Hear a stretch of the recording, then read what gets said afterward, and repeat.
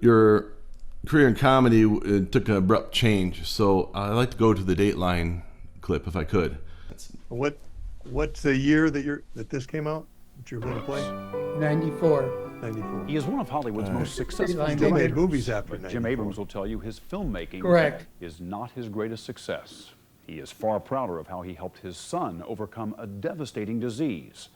After trying just about everything, this devoted father discovered a treatment that transformed not just his son's life, but the lives of thousands of other children as well.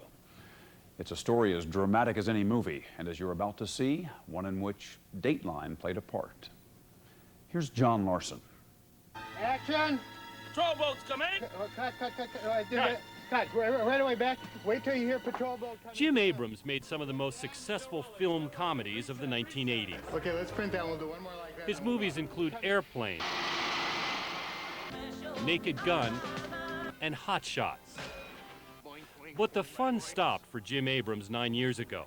He was finishing his latest movie when suddenly his one-year-old son Charlie began having unexplained seizures. On his first birthday, I was pushing him in a swing out in the front yard, and I noticed his head kind of went like that, and he threw his arm up in the air. Jim and his wife Nancy took Charlie to a neurologist who did a series of tests on Charlie's brain. The tests confirmed the doctor's suspicion. Little Charlie had epilepsy. Okay, Charlie. Okay. But nothing prepared the Abrams for the nightmare to come. Charlie began having many more seizures. Seizure. Sometimes he'd have 100 seizures a day. Another seizure. Sometimes Charlie would just go limp. Okay, that was a drop seizure. Other times he'd shake, He's stiff as a board right now. the worst kind of seizure. Charlie. Charlie.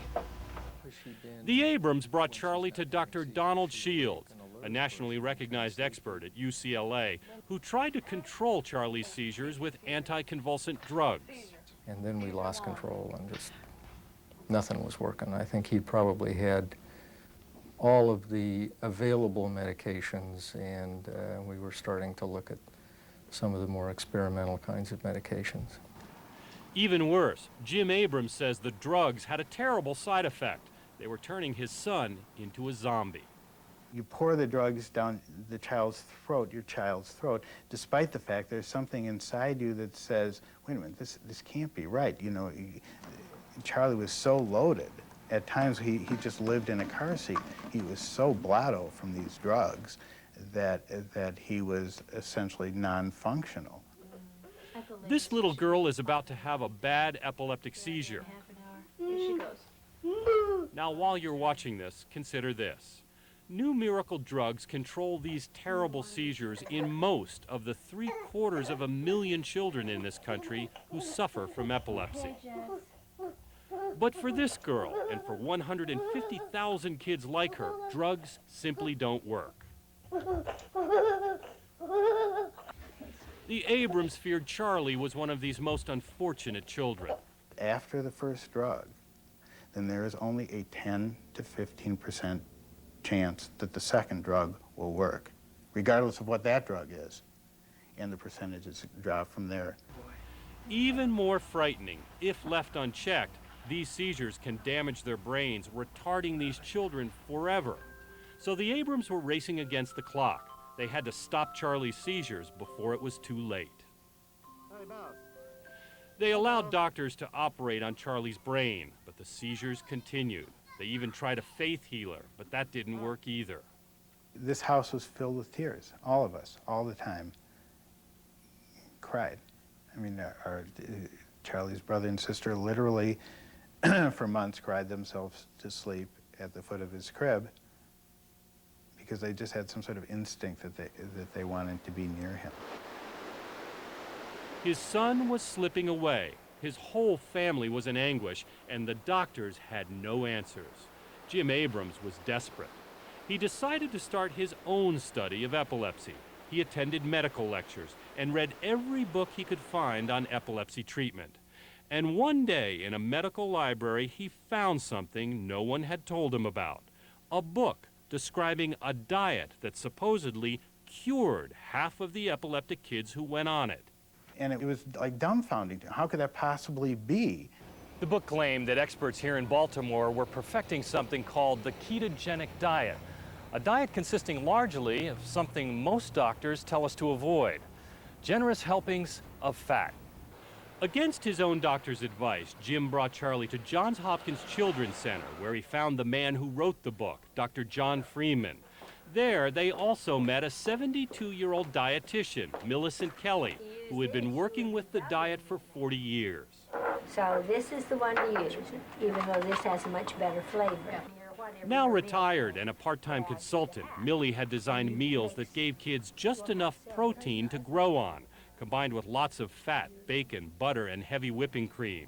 The families have to measure every bite of every meal precisely, or else Millie says the diet won't work. Whatever happens there to cause that seizure just doesn't happen anymore. Okay. And they become seizure-free, and that's a remarkable thing. Bobby. Finally, it was Charlie's turn to try Millie's diet. He was taken off all medications and fed mostly fats. His father says it was a miracle. His seizures started to diminish immediately. I mean, it was pretty dramatic. You could hold him and you could kind of feel him be less intense. And within a couple days, he stopped having seizures completely. Sometimes there is truth in the old ways, even if we don't understand them. Dr. John Freeman supervises the keto diet at Johns Hopkins. Do you fully understand how it works? We have no clue how it works. And that's part of the reason it hasn't been accepted in lots of places. Oh, look what she's But consider the results. Most kids who try the diet at Hopkins can go back to normal food after 2 years, never need drugs again, and remain seizure-free. If I see results like I've been seeing, there's so many encouraging words talking to other parents that have been on the diet, and it works. I'm coming to get you. I'm coming to get you. Jim and Charlie returned to Los Angeles, where Charlie thrived. I'm coming. Here I come. Here I come. I'm coming. I'm coming to get you. Here I come. No longer a zombie on medications, the seizures were gone. But the story doesn't end there. All of a sudden, your eyes open up in the middle of the night, and you say, wait a minute. You know, this didn't have to happen. 90% of these seizures didn't have to occur. Waking up around the clock and pouring drugs down his throat didn't have to occur. Jim was angry and puzzled that none of the 6 doctors he went to for help ever mentioned the diet. What has stopped Charlie's seizures has been in existence for 70 years. It's been sitting there. It was waiting for him. You had some knowledge that this diet was probably working back at Johns Hopkins, and yet you dissuaded the Abrams from attempting it. How come? Well, because I don't think we had exhausted all of the medical approaches yet. There were actually still other medications that we hadn't tried yet. Dr. Freeman tells us that 50 to 70% of the patients that come through his doors and get put on the diet have success. Can you think of any drugs in these hard cases that have 50 to 70% success rates? Probably not anything that comes up to that level. So why are modern doctors ignoring this diet? Charlie's own doctor has a surprising answer. There's no big drug company behind a ketogenic diet, and there probably can never be unless somebody starts marketing sausage and eggs with cream sauce on it as a drug. You're saying that, in a sense, one of the reasons that the ketogenic diet is not popular at this point is because there's not a big drug company behind it selling it to the doctors. I think that's probably true. I hate to say that, but I think it's probably true. It does not come in a pill form. It cannot be administered with a scalpel. And the only people who profit from the ketogenic diet are the patients. When we left the Abrams family in 1994, Charlie was 2.5 years old, and the seizures had stopped. But as Jim would soon find out, Charlie's life, as well as his own, were about to change forever. Getting the word out about Charlie's new diet makes a difference for thousands of children and sends Jim Abraham's career in a whole new direction. I actually got to call her up one day and say, Meryl Streep is playing you. and we made a movie about the ketogenic diet. Charlie's father starts a crusade. Wow. Yeah, I saw that movie. That was awesome. So, Jim, does that capture some of the previous video that you wanted to show, or should I really find that? Okay. Yeah, I mean, that very much tells the story. Yeah, I thought so too. At the beginning, anyway. What's the evolution of the diet since then has been far beyond anything I think anyone would have anticipated, because as Charlie's doctor, Dr. Freeman from Hopkins, said, we have no clue why it works, and that is part of the reason the medical community has been resistant. Well, and most of the stuff you just showed was from '94. Yeah. And since '94, there has been more attention paid to the diet. The Dateline thing had a huge effect.